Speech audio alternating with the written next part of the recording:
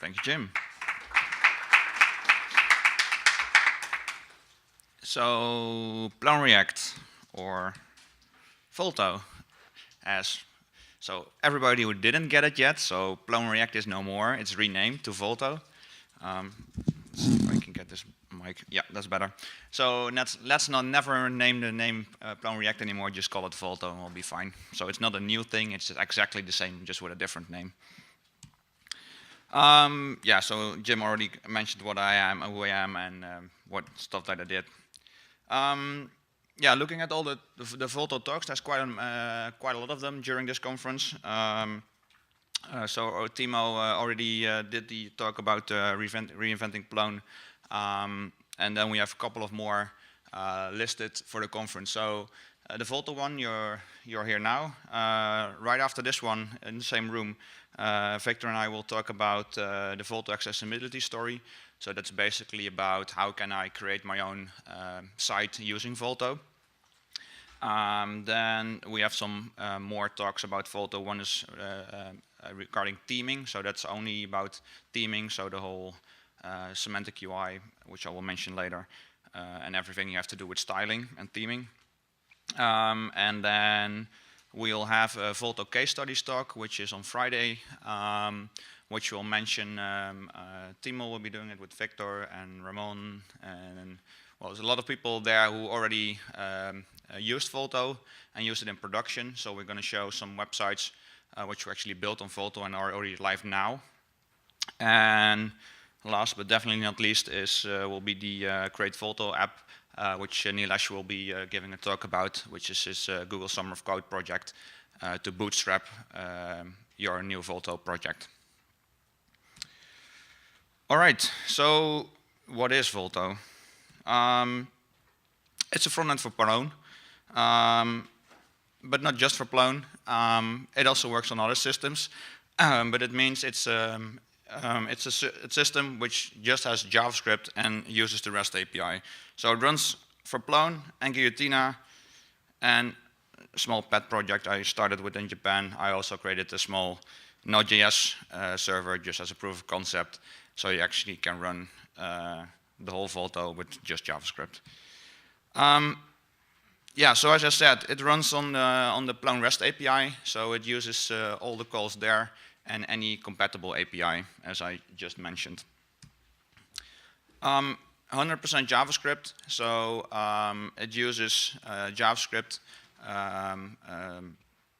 to create everything, to do the routing. There's nothing served on another system like we currently have in Plone, where we have the resource registries, for example, and any other templates which are rendered on the server. Everything done is done in JavaScript. And yeah, so as I said, server-side rendering as well. So server-side rendering means normally if you have a single page application in JavaScript, that means you will load your index.html file, then a bunch of JavaScript gets pulled in, and you'll do some data fetching maybe to get some stuff in there, and then the page will load. So there's two problems with that. One is that it usually takes a long time before something actually shows up to the user. And another one, which is even more important, is it doesn't get indexed by Google because, I mean, I think by now they do some indexing of JavaScript, but still they don't. Oh, Timo says they don't. Okay. Okay, they claim to, but it doesn't. Okay. So the good thing is that with React, you can actually do something which is called server-side rendering, and that means you can use exactly the same code. So you're the same JavaScript code you're using to render stuff on the client. You can also render it on the server. So that means that the first hit you actually do will render on the server. It will output the corresponding HTML, and from that on, JavaScript will take over and do the calls after. All right, so it's built with a couple of with a couple of techniques. First one is React, which we're using to do all the views and all the other view logic. Next one is Redux, which is a state machine basically. So what we use it for is to fetch all the data from the backend, save it in a local store, and render the input based on that. And another package we're using is React Router to do all the routing. And React Router is used both on the server and on the client side. So the same routing and the same routing definitions work for both for the server-side rendered version and for the client-side rendered version. Another thing we're definitely using is Pasternaka UI, which is Albert is not here. No, he is he still sleeping? No. Oh, he's upstairs. Good. Yeah, Pasternaka UI is the awesome UI created by Albert, with has lots of really great improvements of the Plone UI, and we tried to implement most of the design, and definitely not everything is finished yet, but we're already made quite some steps there. So actually have a brand new design for Plone, and Pasternaka UI is also really well optimized for mobile, since that's, as Timo mentioned yesterday as well, it's used even more than normal desktop browsing. Semantic UI is a framework which we're using to do all the styling, the theming, and something which also contains a lot of components already. In React. So that means that we don't have to, you can compare it more or less on the same level as, I'd say, more or less like mockup. So it's actually just a level of which provides you control. So it provides you with buttons, forms, menus, pull downs, breadcrumbs, navigation, all that stuff that's already there in Semantic UI. And it provides you with the control, so you don't have to build them, and it also provides you with the CSS which is added to Semantic UI. And Semantic UI is built on less, yes, not on SAS, you heard it correctly. And that is because Semantic UI has a really, really good theming story. So what they actually do is they let you have multiple themes and also override it dynamically in your own website, and SAS doesn't include the conditional imports there. Yeah.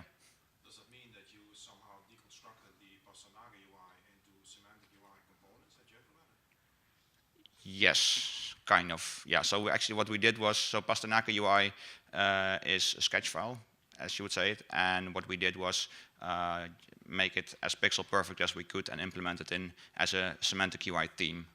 Yeah. So it's basically a theme for Semantic UI. Yeah. So then a good question is, why did we even build Volto? So this is a quote from someone in the Plone community. Anyone can guess who is it from? Yeah. Philip knows. It's from this guy. You probably all know him. Yeah, so he's stating that we are solving on problems which he never had, and I don't think I agree with him, and I'll tell you why. So the first thing is that the Plone stack is currently too complex for front-end developers. I mean, most of us sitting here are people who are a long time in the Plone community already, and they know all the different techniques there already. They know Python, they know ZCML, generic setup, well, the list goes on and on and on with all these technologies, which you have to know to add a simple view to your website, for example. And it might seem obvious to us, or maybe not even obvious to us as well, but for a front-end dev to jump in and to just add a simple thing like adding a view or doing another customization, it's a lot of new things to grasp. So the idea of Volto is that we're actually having, we're staying with the technologies they already know. So that means that we're currently using front-end build tools as they're used to. So that means in the front end, we're using Webpack, which front-end developers already know, and we're using all the other bundler tools and the other tools which front-enders already know, and they don't have to know about the resource registry or any other method of registering resources and stuff like that. So this way, we're keeping the backend separated from the front end, and the front end, the backend will use the backend tools as they used to with build-out and Python package, etc. And the front end will use the build-out tools they're used to, like Webpack, NPM, package manager, and stuff like that. Another thing is that we're using one stack to build the front end. If you have a look at currently at mockup, for example, and that uses a lot of different tools. So I think there's some React in there as well, and uses jQuery and some custom JavaScript. And I guess if you want to customize anything there, you have to, I guess you have to know about a lot of all the other technologies, and not just about one specific one. And another thing which we had in mind was to reuse as much libraries as we could, so we don't have to build stuff ourselves. So that, for example, semantic UI, as I said, it's more or less a replacement on the same level as mockup. So that means somebody else is maintaining semantic UI. We can use it. We can contribute to it if we have made any changes. But we don't have to maintain that whole code base, and we get all the stuff for more or less for free. All right, let's do a demo. All right, so you've probably already seen some of the stuff in, during the keynote from Eric, but I will go through, well, I guess most of all the stuff which we implemented in Volto at the moment. So, as you can see here, we start with the login screen, which is all styled in the Pastanaga styling. And when we log in, we are at the home page. So what we see is your default site layout. So you would see your logo in the top left. You would see your navigation. You will see your breadcrumbs, which is empty. I'll go to a page where you can actually see some breadcrumbs. And then on the left, we have the Pastanaga toolbar. So the Pastanaga toolbar is a bit different from the current Plone toolbar. So the whole idea about Pastanaga is to have all the actions which you're using often to have it in view, and everything which you use less often to more or less hide it in the extra menu. So that means we're trying to make the people go through the default setup which they use most. So that means editing, adding content, and maybe managing stuff in the folder contents, and all the stuff like workflow, history, sharing, and all the other stuff which I guess most people will use less often, will be hidden from the user, so they don't have to go through all the buttons and just say, oh, I have to only choose 3, okay, let's go for this one. Then we have, of course, I skipped this one, the search widget, which you can actually just search through your site. And we have the footer at the bottom with all the links in there. And on the bottom left, we have the user menu with the current logged in users and all the site setup. All right, so let's go to, let's do some adding, right? So we want to add a page. So we're currently in the news folder. We go to the plus button and we say, okay, I want to add a page. So when we do, we get a form. This is more or less comparable than with the current Plone UI. You have a form with different tabs. On the default tab, you have the title, you have the summary, you have the text. So I can just add some text there. I can add a summary. There's a rich text editor as well here, although you don't see it because it's a rich text editor. I will show you. There's the text with some markup, and you can actually, when you select some text, then you can the rich editing buttons show up, and you can make something bold, for example, or you can do.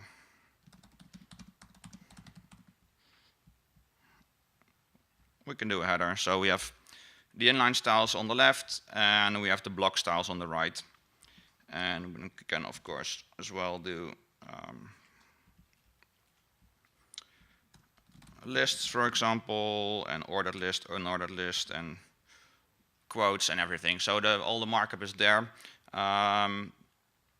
These are the default buttons, but you can, of course, extend and change them, which we'll show in the next talk, where we talk a bit about extensibility. You can actually just customize the buttons you want to use in your rich text editor. All right. Question on that? Yep. So is the rich text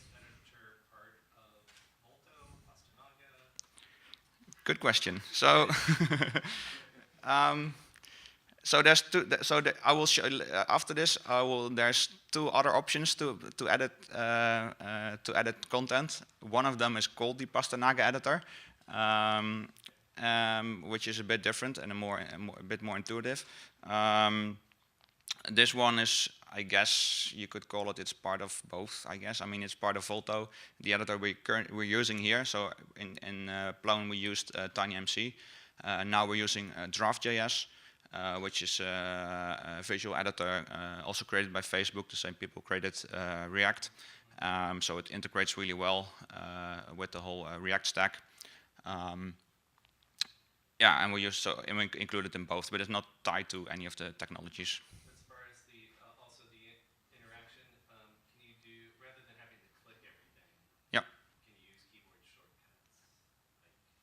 I think you, yeah, you can. Yeah, you can. Yeah, yeah, yeah, yeah, you can. So to be clear, the Draft.js is basically a framework to create your own editor, and on top of that, some people build the UI. So actually, these buttons which you show up here is actually part of the Drafts plugin editor, which is a layer on top of Draft.js, which actually adds stuff like the keyboard shortcuts, the toolbar, and all sorts of different things which you can add. So you can just extend it with lots of other extra functionality if you want to. Yeah. Definitely, definitely. Yeah. Yeah. All right. And when we're done, we're pressing the save button, and we actually see our really awesome page with pretty content. And of course I can, if I want to, I can edit it again and the same data will show up. All right. Next up, there's some, let's go to the folder contents first. So the folder contents is also completely re-implemented.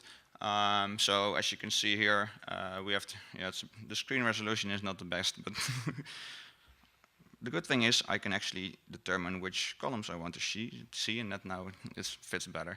All right, nice hack. Yeah, so this is the renewed folder contents.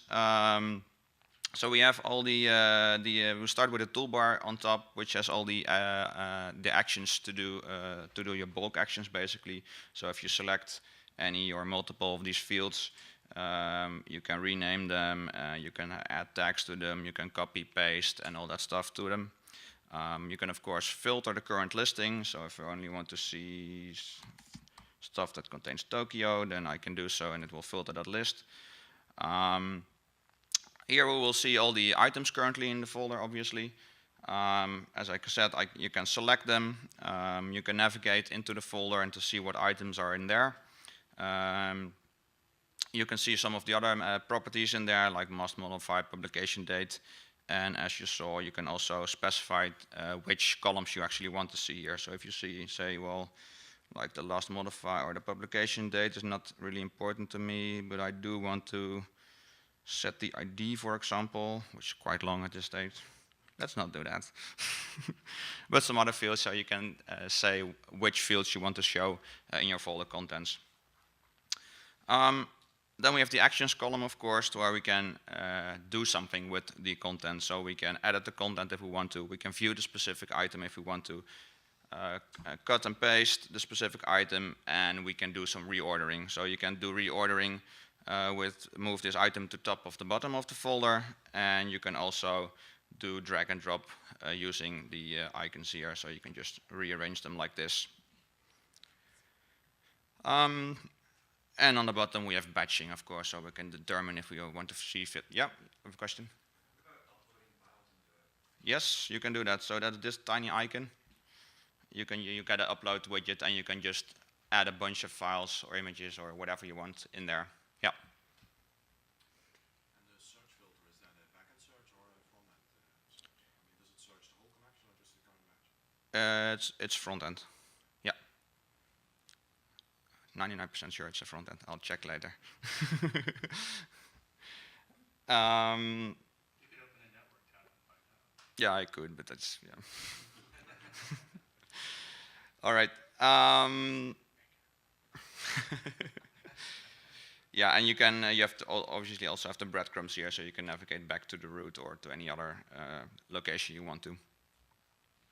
All right. So this is what the folder contents looks like. Then we have some extra buttons. So if we go, to example, to a specific page, we have some more options here. One of which is the workflow, which is more or less the same as current Plone. So you can publish or submit for publication, and all the workflow actions will show up in there. We have the actions menu, where we can cut and copy and paste, and delete and rename the current item. We have the display menu. Let me show you on the news folder. Probably makes more sense there. So we have the different displays here. So currently it's a summary view, but if we want to have the listing view, for example, or the tabular view, we can all switch to those. Then next we have the history, which is also redesigned a bit. So you can actually see in the history what happened, who did it, and when it was done. And you can also see the change note if people supplied that. And there's some actions in there as well to view the changes, for example. So if I want to know what happened in this one, I can see the diff to see, okay, this was some text here, and now some header was added.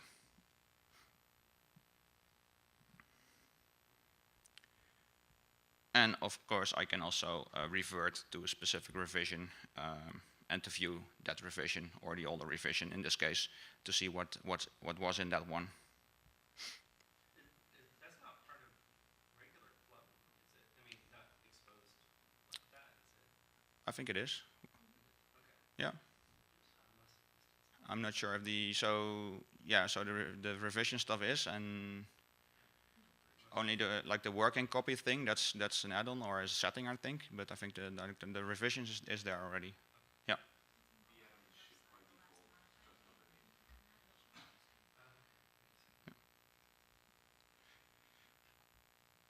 And the last thing, you can do sharing, which is also works the same as the current Plone, with a bit of a facelift of in the UI.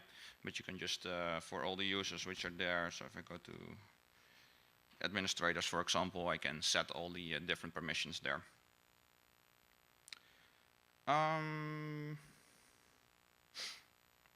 Let's see. I can show you a bit of the search. Fairly simple at this stage. It will just show you all the different the search results with all the items in there. We don't have advanced search yet, but that's something which we could add as a sprint topic, for example. No. We don't. So the portlets is something which is not exposed in the REST API at the moment, and it's a difficult thing. So I think, as most people know, so we used to have, well, we currently have portlets, and then this thing called Mosaic came around, and some people, so the idea was that we're going to get rid of portlets in general, so we're going to have panels, what they were called, so you can have multiple panels which can all contain layout and contain tiles. But like the full idea of that, it was never implemented. We have, I think, in Castle CMS, they also got rid of portlets, and they implemented the tiles as the same, more or less the same functionality as portlets. And currently, we don't have a solution yet to do portlets, but we are doing an open space today at 12:30 to talk about layouting in general. So that will also include the whole portlets and that story, and also include the whole idea about how we can do editing and visual editing and stuff like that. So that will also be part of that. Yeah, Dylan. So like it seems like a lot of the UX way in which you use it is pretty much the same as Plone. Yep. As opposed to say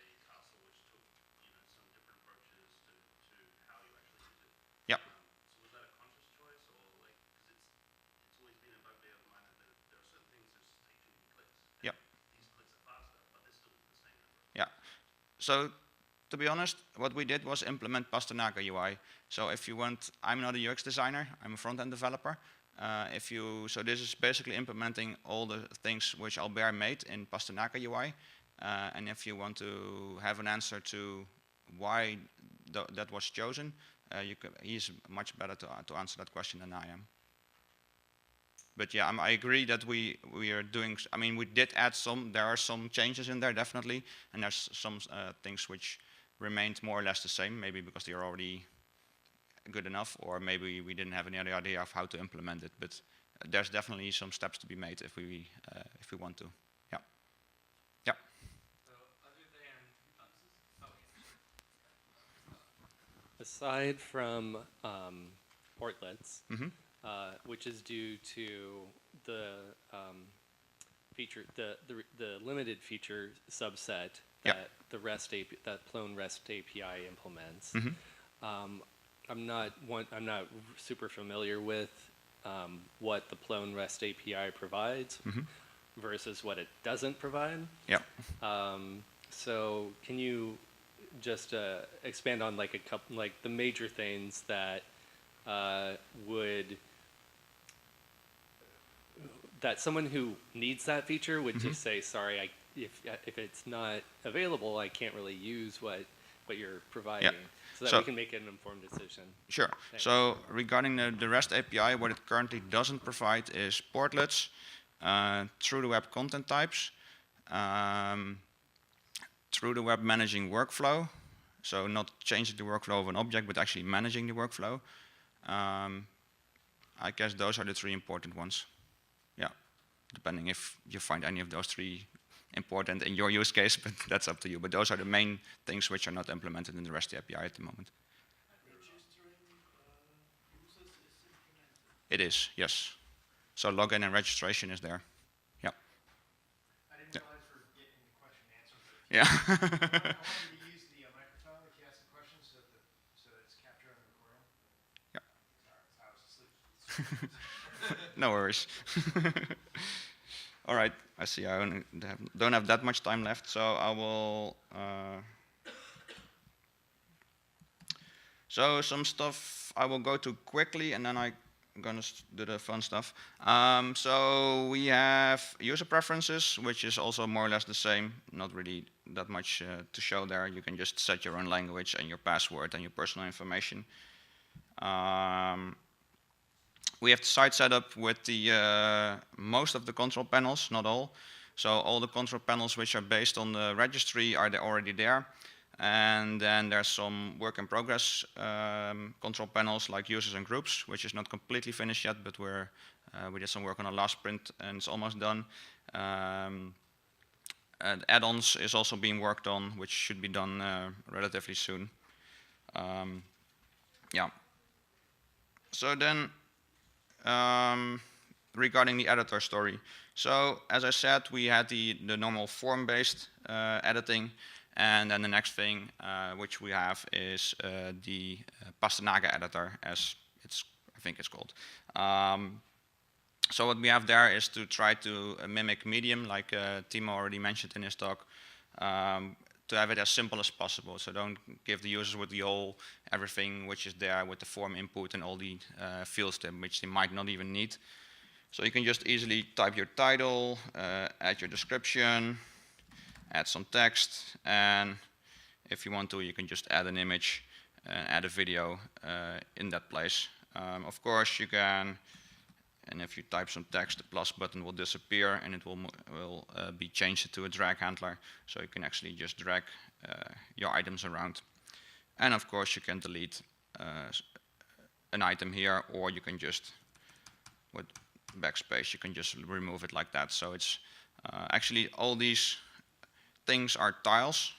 They are saved as tiles. And when you press enter, a new tile is being generated. This editor doesn't do layout, so it's just a list of all the options there. You can, of course, add new tiles, and a tile can contain 2 columns, for example, if your markup is like that. So you can do the stuff like that, but you can't drag and drop the layout around. Then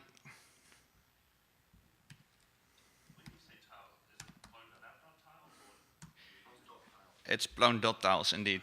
So Plone, it doesn't use Plone app tiles, and it also so we're using Plone.tiles for defining which tiles are available, and those tiles can have schemas and stuff like that. But the actual data is just stored in a JSON field on the content object. So it actually doesn't have that much integration into Plone at the moment. It's just JSON data. But any plugins that are tile plugins will work. Yeah, indeed. Yeah. Any tile plugins will work. Any, no. Sorry? If I'm not quick enough with the microphone. Oh, sure. Yeah, I could do that. Yeah, so the question was whether or not we're using Plone app tiles, but we're not using Plone app tiles, we're using Plone.tiles to do the registration. Yeah, and then there's this thing called Mosaic, which was implemented in Plone. And what I did, even before the Pastanaga editor was created, I tried to recreate the Mosaic editor in React, and that's what you're currently looking at. So this is the Mosaic one, completely rewritten in React. It has more or less the same functionality as the current Mosaic one does, except for one big thing is that it doesn't do any saving yet, so there's no integration with the backend at the moment. So because at the time we didn't have any clue about how to do that, but at this stage with the Pastanaga editor, we do have an idea of how we can store tiles and save data, so that's probably the next step we can actually do to implement and to actually store this data. And this is exactly one of the topics which we want to discuss during the open space to see what use cases people have for layouts and how complex should they be or how simple should they be. And what are the current users, especially people using Mosaic would be really good to have in the open space, but anyone who's interested in it, please join us so you can give some input. And then the last thing I want to show is we have a schema editor basically. So what I built was a schema editor. So what's that? That's actually if you have a schema field, which can contain a full SOAP schema, you can edit that as well, just as a normal widget. So why would you use that?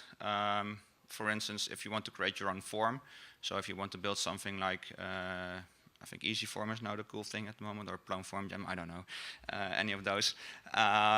If you want to do something like that, you can actually, as you can see here, this is just a widget on top of a schema. So you can edit your schema, and it will save as a JSON schema, which can be saved on the backend. Although, yeah, the backend story is not implemented yet. This can also be used for through the web content types, for example, but as I mentioned, that's also not, but I think we had some volunteers who wanted to work on that during the sprint, so let's see how that goes. It would be really nice to have that. All right, so don't have that much time left, I see. So this was everything about the demo. Let's quickly continue. Yes, as I said, there will be open space regarding the whole layout stuff. So the time is fixed and the location might not be fixed depending on because we haven't checked with the organization if we can use the exhibition hall, if it's open or not, and if it's not, then we'll probably find some other location somewhere in the hall or something. All right, I'll do a really quick code walkthrough because I only have 5 minutes left. But then you have a global idea of all the things. We will cover some of that stuff as well in the extensibility one. And if you really want to know everything about what the Volto is and how you can build it, then it may be a good idea to do the Volto training or to have a look at that. We did it 2 days ago, but if there's more people interested, we can definitely do it again during a sprint or during, well, next conference maybe a long way ahead, but somewhere in between we can probably fit it in somewhere. So this is really a lot of code, so people are not familiar with all the backend stuff. Yeah, it's a lot of stuff in there, so I'll go through it rather quickly. So this is the actual the Volto setup, what it's used for. I will go through, so we have a public folder which contains all the public files like the favicon and the robot.txt. We have a folder with the locales. So something I didn't mention was that Volto is fully I18N, so we're using all the different languages, and we're using, as you can see, the same translation system as current and Plone does. So we're using getText. So we have PO files which can be changed, and eventually it will be rendered to JSON, so the front end can actually use it. But the whole step of translation is completely the same as current Plone. Then we have the source folder, which contains most of the code. So we have the Redux parts in there, which is managing the state. So those are the actions and the reducers. The middleware, which is used to fetch some data. So it's the API middleware and some constants. And then the big thing is, of course, all the different components. Components are in React just small or large, depending on how you build it, components which make up your whole UI. So if we're going to look, they're split up into manage, meaning all the editing stuff, theme for the end user, and this mosaic one is also, because there's quite a lot of code in there, a separate folder in there. And as you can see, there's quite a lot of components in there, so everything is like a really small component. So Anon is like the anonymous tools, which is comparable to Vue, let's say. App is like the big one, that's the one covering overall, and that will include, for example, the header, and the header will include the breadcrumbs, and there's a tags component, and so everything is more or less there. So it's even from the small ones to the larger pages, and they will be composited of smaller components. Then we have some configuration options, which we'll definitely go through in the extensibility talk right after this one, where you can actually define what views are there, what widgets there are, what styles you have available, what settings all the rich text editor field, for example, has, and you can set them here and override them in your own theme. And then we have some end-to-end testing, of course. So we have unit testing in all the different components. So as you can see here, for the search, we have the search file itself, and then the unit tests are on the same level. And then on the global level, we have the end-to-end tests, where we're using Robot Framework to test all the functionality. And the last part is our theme. So as I said, we're using a semantic UI, so these are the semantic UI themes, and we have a default theme, which is the one provided by semantic UI. Then we have the Pastanaga theme, and it consists of a lot of folders, which we'll go through in the extensibility story. And then we have the config, where you actually specify what you want to use. So that's like a really quick overview of what the code looks like. So what's next? So we don't have any add-on plugins supported yet. I mean, you can do it, but you have to manually import some of the stuff. That definitely works, but we're trying to make it even easier, so you can only define which add-ons and plugins you want, and then everything will be imported automatically. We have some ideas about it. We did a brainstorm with Guido and Roel last week, and we think we have a really good idea of how to implement that. Some of the control panels were missing, as I said. True web content types, which is not supported in the REST API yet. The form add-on, same there. Workflow editor would also be really nice to have it through the web. And mosaic, depending on if we want to go for the full layout. I guess that's going to be at the end of the open space. We'll know which direction we want to take. And the visual editor, the Pastanaga one, is also part of that. Yeah, so join the sprint. I would say we're going to be sprinting on Saturday and Sunday on Volto, and my idea is there's a lot of tasks still open in Volto, and there's a lot of relatively simple tasks where beginners can also hook in. So we have, for example, like the all contents view and an album view, which is also part of the training. That's not in Volto yet, so that's stuff people can work on. And we have all the way from really simple to really hard problems to tackle in Volto. So if anybody is on to, I'll be happy to help them out and to get them started. Yeah, we already did a lot of questions, and I think I'm running out of time. But if you have any, then please continue. Yeah.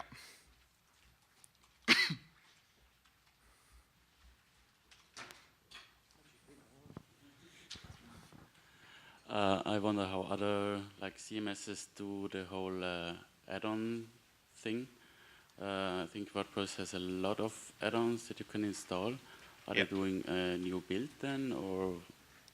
So, as far as I know, there are no CMSs which do have this approach at all. If you know any other, then please say so. But I think most CMSs, or I think all CMSs at the moment, still use server-side rendering. And I mean, there's some like Gutenberg, for example, with WordPress, but that's just the admin interface. As far as I know, that the whole everything which is rendered to the end user is still done on the server side. So I guess we're just the first again with something. Yeah. So how separated is the front end theming part from the back end? Like basically you got to take all of this, or can I, implement, say I grab another Angular site. Like one of the cool things you can do with Plone at the moment is this lift and shift where you can just grab a theme from somewhere else, keep the back end separate. Can you do that? Yeah, so we're the only coupling with Plone is the REST API. So that we don't use any theming from Plone itself. We don't use any resource registries from Plone. The only thing we're using is the REST API. So that means that any content which is in your Plone site will be available in Volto as well. And it can be any version of your site. But we're not using any of the theming part there.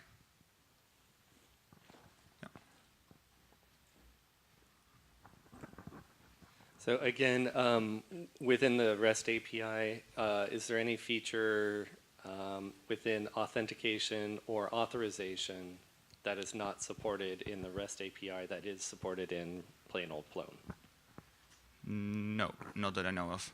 No, so you can do login, and that works, and the whole permission system and the workflow and everything is implemented. Yeah.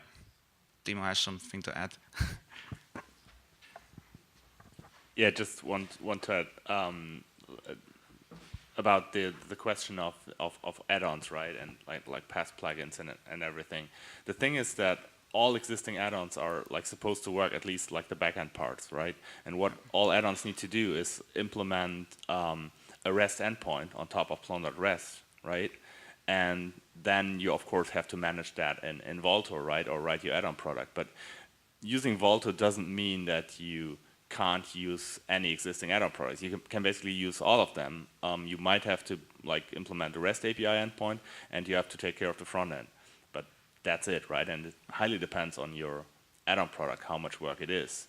But it's not that if you use Volto, you're like cut off like all add-on products, right? They still exist. Definitely, and if your add-on products just uses content types, for example, if it's just like an FAQ module which adds content types, then it will just work because the content types, like the custom ones, are exposed in the REST API, so it'll just work.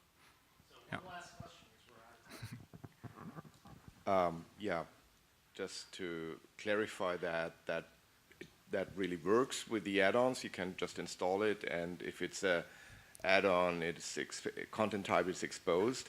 But in many cases, you'd have to make a conscious decision if that's actually the right approach. For example, you can install EasyForm and add an EasyForm instance through Volto, but that makes very little sense because there are maybe NPM React components that are better at managing, creating forms through the web. Yeah, correct. And then you'd have to then your problem is the back end again. The other, if you go from the Plone side, pull in a Plone add-on, your problem is the front end and maybe an endpoint.